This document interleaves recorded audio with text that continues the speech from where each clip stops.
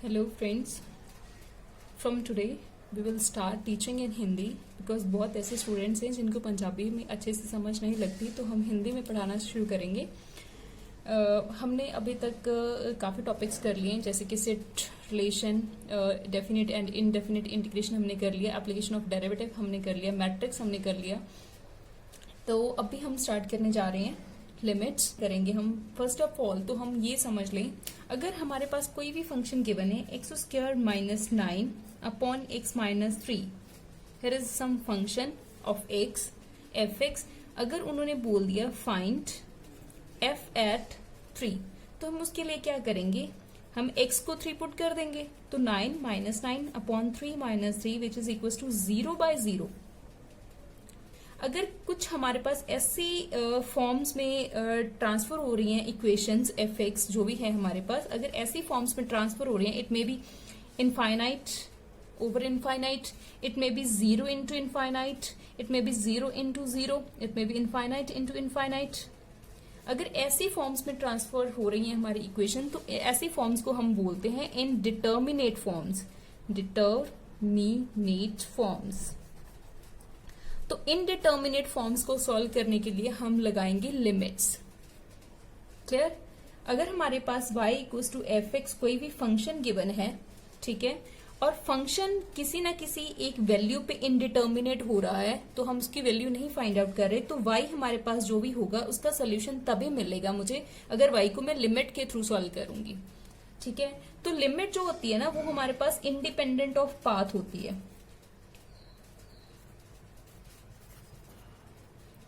Limit हम real axis में check कर रहे हैं, वन वेरिएबल में चेक कर रहे हैं। यहाँ पे कोई भी पॉइंट है, अगर हमारा 3 ही देखें, तो इंडिपेंडेंट ऑफ पाथ का मतलब पाथ इसके 3 पर पहुंचने के कितने रास्ते हैं हमारे पास। तो फर्स्ट तो ये है, हम इधर से जा सकते हैं। सेकंड हमारे पास ये है कि हम इधर से भी आ सकते हैं। तो लिमिट क्या बोल रहे हैं हम, इंडिपेंडेंट ऑफ पाथ होएगी, चाहे हम किस भी पाथ के थ्रू आ जाएं, तो लिमिट का जो भी आंसर आएगा वो मेरे पास सेम आना चाहिए। इसके थ्रू, अगर इस पाथ के थ्रू जा रहे हैं तो भी मुझे सेम मिलना चाहिए, और इस पाथ के थ्रू जा रहे हैं तो भी मुझे सेम आंसर मिलना चाहिए। तो इसके लिए हम अगर राइट से आ रहे हैं तो इसको राइट हैंड लिमिट बोलेंगे, अगर लेफ्ट से आ रहे हैं तो इसको बोलेंगे left hand limit. Clear?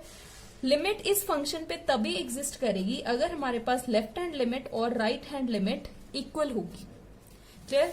Limit कैसे फाइंड आउट करेंगे, अगर इस पॉइंट पे तो वैल्यू नहीं एग्जिस्ट कर रही, हमने चेक कर लिया कि अगर जब हमने 3 पुट किया यहाँ पे, तो ये लिमिट नहीं एग्जिस्ट कर रही, हमारे पास कोई भी डेफिनेट वैल्यू नहीं मिल रही।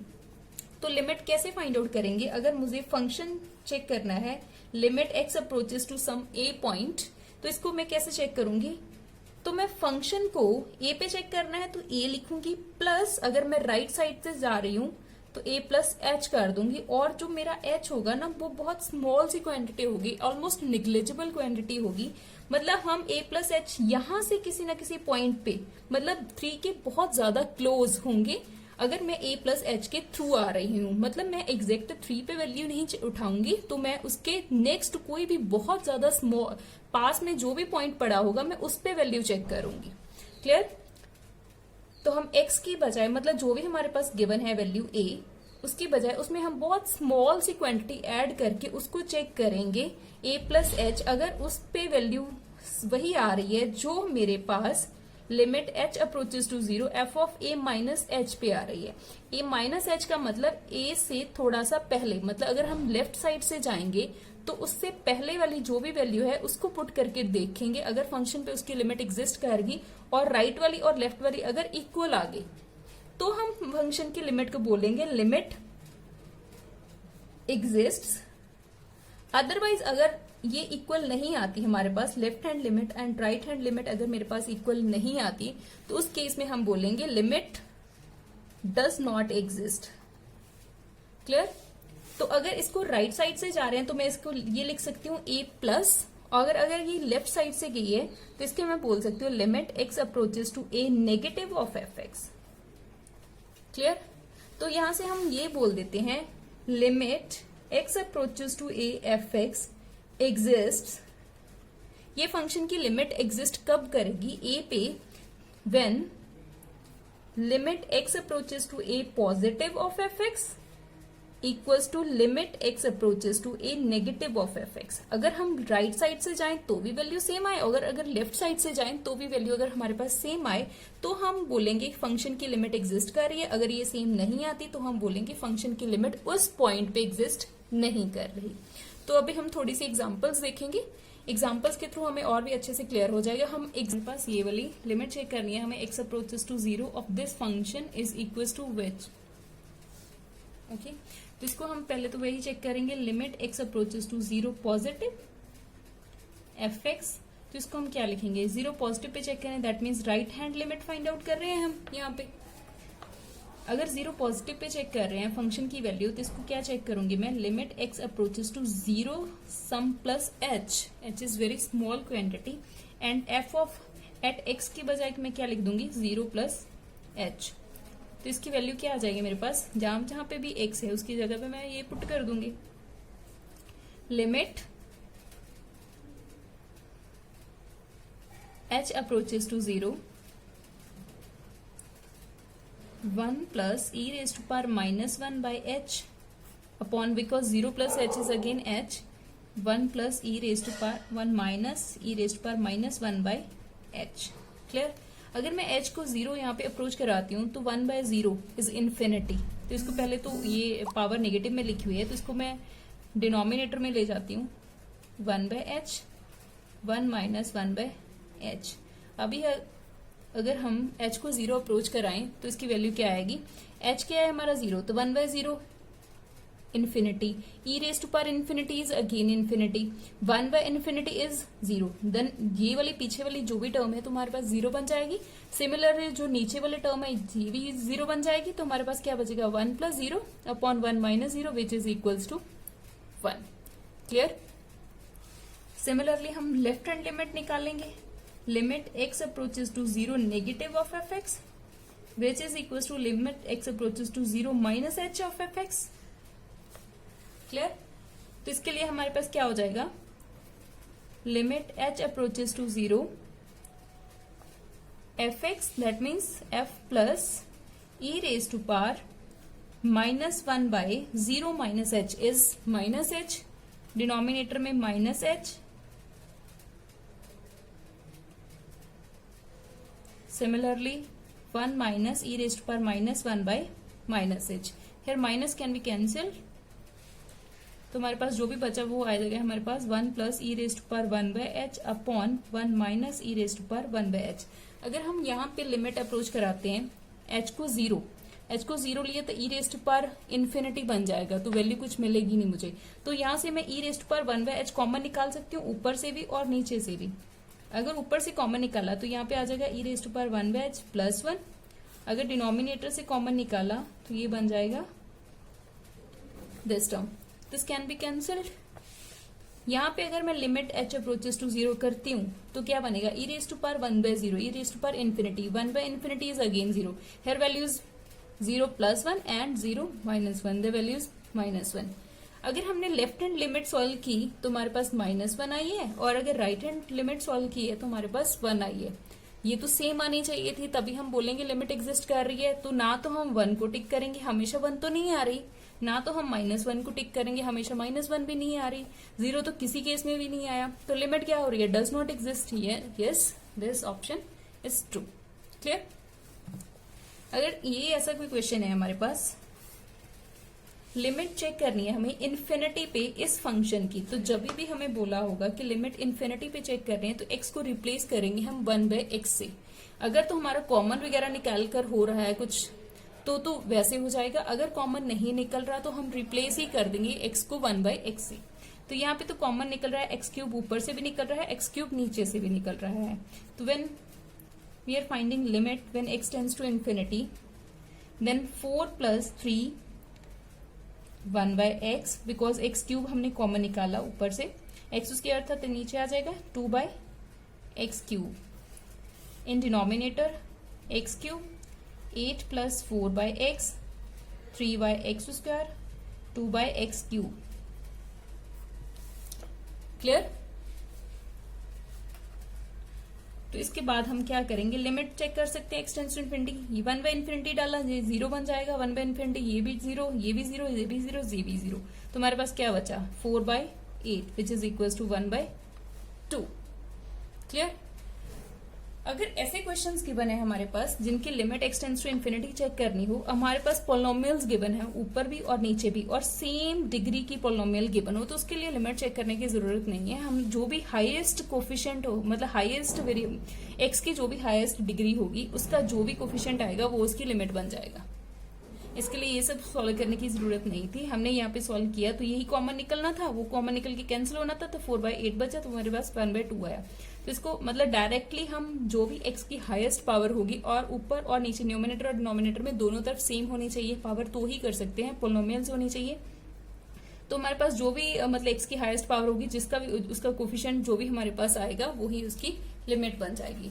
अगर यही क्वेश्चन हमें x अप्रोचेस टू 0 पे पूछा होता तो इस केस में हमारे पास क्या हो जाता, जो भी हमारे पास कांस्टेंट टर्म होगी ना वो इसका रिजल्ट बन जाएगा, 4x³ 3x² plus 2/8x³ 4x² 3x plus 2। तो इसमें कांस्टेंट, क्योंकि यहाँ पे x डालोगे, यहाँ पे 0, ये भी 0, ये भी 0, ये भी, तो हमारे पास 2/2 विच इज इक्वल टू 1। तो इसको मतलब सॉल्व करने की जरूरत नहीं है, हम डायरेक्टली देख सकते हैं, माइंड में सोच सकते हैं, या फिर आप अगर आपने याद रखना है तो ध्यान में रखना है तो वैसे भी कर सकते हो। क्लियर। तो अभी हम कुछ, ये तो सिंपल क्वेश्चन किए थे, तो हम जो भी हमारी इनडिटर्मिनेट फॉर्म्स बन रही हैं उनके कॉरस्पॉन्डिंग भी जो भी उनके क्वेश्चंस होंगे वो भी सॉल्व करेंगे।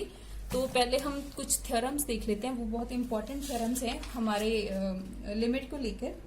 अगर हमारे पास कोई फंक्शन गिवन है fx प्लस gx, हमें लिमिट चेक करने को बोल दिया a पे इन दोनों के सम की। अगर कंबाइंड सम करके लिमिट निकालने की बजाय हम उसकी लिमिट अलग अलग देख सकते हैं, fx की जो भी लिमिट आएगी और gx की जो भी लिमिट आएगी उन दोनों का ऐड कर दो तो हमारे पास कंबाइंड फंक्शन की लिमिट बन जाती है। क्लियर।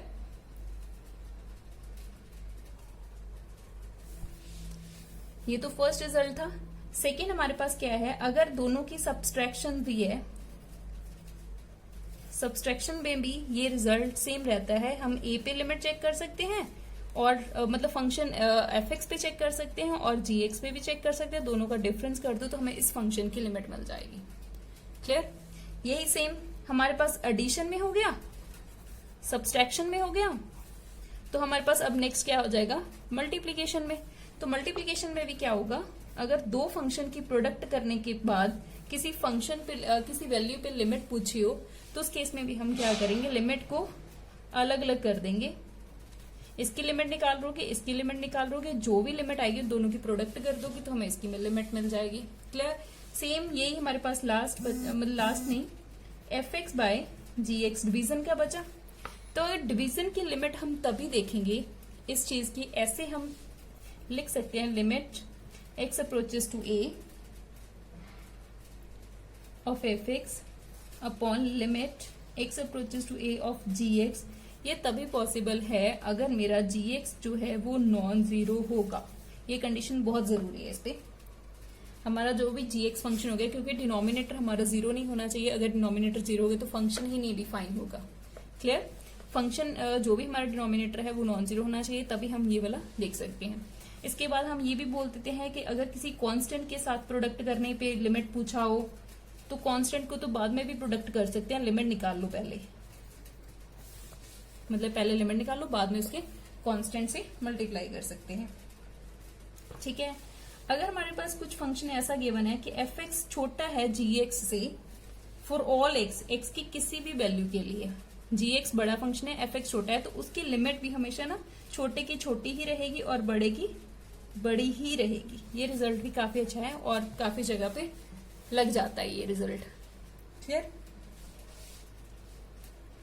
और ये कर सकते हैं, fx की पावर में कोई फंक्शन दे दिया हमें gx, तो इस पे लिमिट पूछ रहे हैं वो, तो इसके लिए हम क्या करेंगे, जो भी fx की लिमिट है वो देख लेंगे और जो भी उसकी पावर की लिमिट है वो देख लेंगे, दोनों की फिर पावर में लिख देंगे। क्लियर। इसके बाद ये वाले कुछ थ्योरम्स थी। इसके बाद हमारे पास कुछ एक्सपेंशंस होती हैं क्योंकि काफी क्वेश्चंस ऐसे होते हैं जिनको हम डायरेक्ट लिमिट से सॉल्व नहीं कर सकते, लिमिट निकालने से सॉल्व नहीं कर सकते, हम उसके लिए ना उसकी एक्सपेंशंस खोल देते हैं, वो हमारे पास इजी हो जाता है किसी भी फंक्शन की लिमिट को सॉल्व करना। तो फर्स्ट ऑफ ऑल जो भी एक्सपेंशन होती है वो हमारे पास होती है ई रेस्ट पावर एक्स की, एक्सपोनेंशियल फंक्शन की। तो ये होती है 1 plus x square by 2 factorial x cube by 3 factorial x raise to power 4 by 4 factorial plus up to so on. Clear? सभी के सभी में प्लस होता है, एक्स की पावर्स स्लाइटली इंक्रीज होती जाती हैं, x1 x2 x3 x4 और नीचे जो भी पावर होगी उसी का फैक्टोरियल होगा। यहाँ पे पावर 1 है तो नीचे 1 फैक्टोरियल। क्लियर?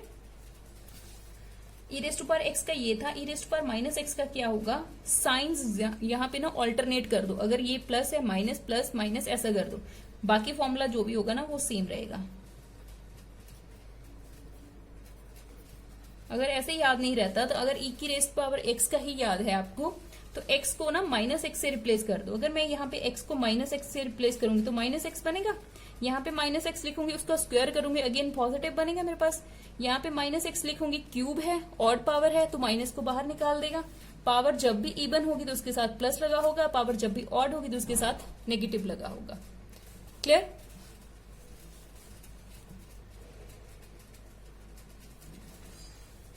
नेक्स्ट हमारे पास होती है लॉग की एक्सपेंशन। लॉग होती है 1 प्लस एक्स, वो ना एक्सपोनेंशियल फंक्शन जैसी ही होती है बट ये 1 से स्टार्ट होती है, ये एक्स से स्टार्ट होगी।